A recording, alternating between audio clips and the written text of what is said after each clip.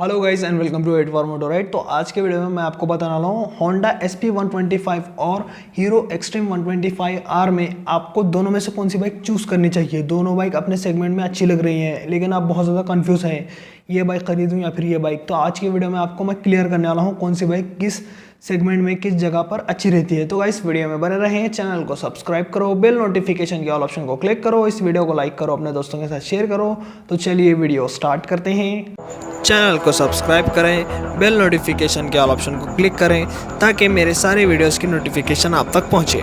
सबसे पहले बात कर लेते हैं लुक्स की। तो यहाँ पर नो डाउट लुक्स में क्लियर विनर है हीरो एक्सट्रीम 125R 160R है मुझको, लेकिन यहाँ पर एक्सट्रीम जो है बहुत ज़्यादा अट्रैक्टिव लगती है in terms of look. Front profile की बात करूँ, नेकेड स्पोर्ट बाइक है, साइड से बहुत ज़्यादा अट्रैक्टिव है, कट्स एंड क्रीसेस बहुत ज़्यादा यूज़ किए गए हैं और बाइक के अंदर स्पोर्टी लुक पूरा दिया है हीरो ने। रियर प्रोफाइल भी आपको अच्छी मिलती है, इसका साइलेंसर तक आपको अच्छा मिलता है और टायर भी आपको अच्छे मोटे लग रहे हैं इस बाइक के, और यहाँ पर डिस्क भी बड़ा मिलता है। लेकिन अगर अपन SP से कंपेयर करेंगे तो SP यहाँ पर कहीं ना कहीं पीछे रह जाती है in terms of look. SP भी अच्छी स्पोर्टी लगती है, लेकिन एक्सट्रीम के सामने उतनी ज़्यादा अच्छी नहीं लगती जितना एक्सट्रीम 125R लग रही है। एक्सट्रीम अपने सेगमेंट में मतलब अपने जो प्राइस में आती है उधर अच्छी है, लेकिन एक्सट्रीम से कंपेयर करेंगे तो SP 125 थोड़ी कम अट्रैक्टिव लगती है। बाकी आपको कम्यूटर बाइक के हिसाब से SP 125 अच्छी मिल जाती है। तो यहाँ पर लुक में मैं क्लियर विनर कहना चाहूँगा एक्सट्रीम 125R को। अब बात कर लेते हैं इंस्ट्रूमेंट कंसोल की। तो यहाँ पर भी आपको क्लियर विनर मिलेगा एक्सट्रीम, क्योंकि फुल डिजिटल मीटर मिलता है इसके अंदर। आपको speedometer, odometer, trip meter, fuel gauge, gear position indicator, tachometer और मोबाइल कनेक्शन भी देखने को मिलता है, ब्लूटूथ कनेक्टिविटी।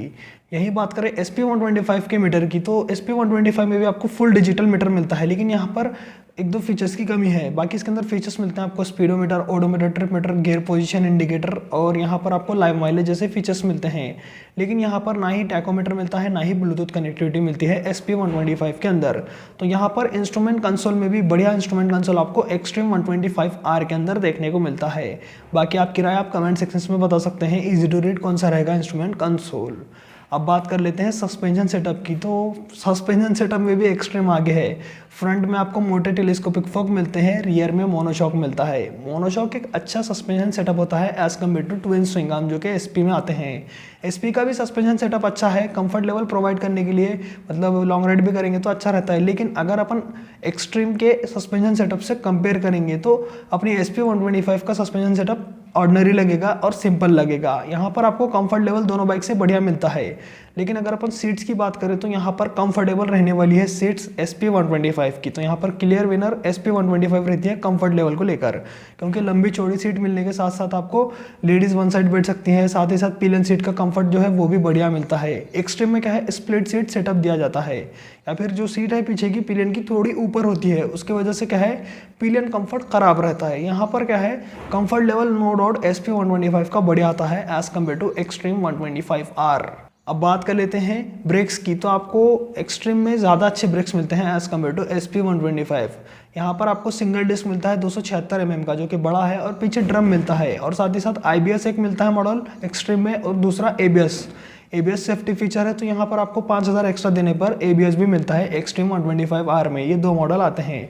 अब यही बात करें SP 125 के ब्रेक्स की, तो यहाँ पर नॉर्मल से ब्रेक्स मिलते हैं आपको, डुअल ड्रम ब्रेक मिलेंगे कॉम्बी ब्रेकिंग सिस्टम के साथ, या फिर आपको सिंगल डिस्क ब्रेक मिलेगा सामने, उसके अंदर ABS नहीं मिलेगा आपको। ABS सिर्फ आपको एक्सट्रीम 125R के अंदर देखने को मिलती है। बाकी SP 125 में अभी तक ABS नहीं आया, और ब्रेक्स भी अच्छे रहने वाले हैं एक्सट्रीम 125R के। अब बात करें टायर्स की, तो यहाँ पर मोटे टायर एक्सट्रीम में मिलते हैं, पतले टायर SP में मिलते हैं। और एक्सट्रीम के फ्रंट टायर की बात करूँ तो यहाँ पर 90/90 का टायर मिलता है, 17 इंच अलॉय व्हील। रियर में 120/80 17 इंच अलॉय व्हील। अच्छे मोटे टायर मिलते हैं और 125 cc कैटेगरी के हिसाब से परफेक्ट रहते हैं एक्सट्रीम के टायर्स। परफेक्ट भी नहीं, ज़्यादा ही कहूँगा मैं, क्योंकि इतने मोटे टायर 125 cc कैटेगरी में सिर्फ KTM प्रोवाइड करता है जितने आप एक्सट्रीम दे रही है। KTM में और मोटे आते हैं टायर, लेकिन जिस प्राइस में ये आती है उस हिसाब से देखते हैं तो आपको सबसे मोटे टायर एक्सट्रीम में मिलते हैं। SP 125 के फ्रंट टायर की बात करूँ तो यहाँ पर मिलता है 80/100 का टायर, 18 इंच का अलॉय व्हील, और रियर में मिलता है 100/80 18 इंच का अलॉय व्हील। तो यहाँ पर क्या है टायर्स पतले आते हैं SP 125 में। उसका फ़ायदा माइलेज में भी होता है, लेकिन माइलेज उसका भी कम नहीं है एक्सट्रीम का। यहाँ पर आपको बढ़िया टायर मिलेंगे एक्सट्रीम 125 के अंदर। तो यहाँ पर भी आगे रहती है एक्सट्रीम 125R। अब बात कर लेते हैं इंजन की। तो यहाँ पर क्या है अलग अलग इंजन आते हैं, 125 सीसी के ही हैं, एक्सट्रीम की बात करूँ तो 125 सीसी का air cooled single cylinder 4 stroke engine मिलता है जो कि BS6 फेज 2 कंप्लाइंट है। E20 पेट्रोल के सपोर्ट के साथ आता है। फ्यूल इंजेक्शन है इसके अंदर और यहाँ पर आपको मैक्स पावर मिलती है 11.55 PS की, अच्छी पावर है। और टॉर्क मिलता है 10.5 न्यूटन मीटर का विथ 5 स्पीड गियर बॉक्स। यहाँ पर आपको अच्छी पावर दी जाती है एक्सट्रीम के अंदर। 125 सीसी के हिसाब से आपको बढ़िया पावर मिलती है। अब SP की बात करूँ तो SP भी मिलता है आपको 124 सीसी का air cooled single cylinder 4 stroke 2 valve BS6 phase 2 complaint fuel injected engine OBD2 sensor के साथ है। यहाँ पर पावर मिलती है आपको 10.87 PS की और मैक्स टॉर्क मिलता है आपको 10.9 न्यूटन मीटर का विथ 5 स्पीड गियर बॉक्स। यहाँ पर पावर आपको एक्सट्रीम से कम मिलेगी SP के अंदर और टॉर्क आपको एक्सट्रीम से ज़्यादा मिलेगा SP 125 के अंदर। तो टॉर्क क्या है, टॉर्क पिकअप के लिए अच्छा रहता है और पावर क्या है, एक्सेलरेशन के लिए, मतलब टॉप स्पीड अच्छी गेन करना है और आपको पिकअप ज़्यादा चाहिए, मतलब शुरुआती पिकअप के लिए टॉर्क अच्छा रहता है। लेकिन अगर आप मिड रेंज या टॉप एंड देखेंगे तो आपको बढ़िया मिलेगा एक्सट्रीम का। और माइलेज की बात करें तो एक्सट्रीम का क्लेम्ड माइलेज है 66 kmpl का, जो कि हीरो ने क्लेम किया है और इसका माइलेज कम भी हो सकता है, 60 तक भी जा सकता है। और SP की बात करूँ तो SP का ट्राइड एंड टेस्टेड है, बहुत सारे लोगों ने खरीदी है वो बाइक और उसका माइलेज बहुत सारे लोगों को मिला भी है। किसी को 65 मिलता है, किसी को 70 भी मिलता है, लेकिन मैं 60 से 65 का बोलता हूँ माइलेज। तो माइलेज मैं कहूँगा दोनों बाइक का उतना ही पकड़ो, फिर भी मैं एक्सट्रीम का माइलेज कम ही पकड़ूंगा अपनी SP 125 के सामने। बाकी सीट हाइट की बात करें तो यहाँ पर सीट हाइट आती है 790 mm की SP 125 में और एक्सट्रीम की सीट हाइट देखने को मिलती है आपको 795 mm की। तो यहाँ पर थोड़ी ऊपर है सीट हाइट अपनी एक्सट्रीम 125R की as compare to SP 125। Ground clearance में भी आपको अच्छा ग्राउंड क्लियरेंस मिलता है, 180 mm का मैसिव ग्राउंड क्लियरेंस। तो नीचे मार नहीं लगेगा, बड़े बड़े गड्ढों में जाते हैं तब। लेकिन यहाँ पर SP 125 में 160 mm का ग्राउंड क्लियरेंस मिलता है जो कि 20 mm कम है एक्सट्रीम 125R के सामने। तो यहाँ पर क्या है, एक्सट्रीम ज़्यादा ग्राउंड क्लियरेंस देने की वजह से ज़्यादा प्रैक्टिकल हो जाती है। मेन स्टैंड है दोनों बाइक के अंदर और साइड स्टैंड भी मिलता है इंजन कट ऑफ सेंसर के साथ।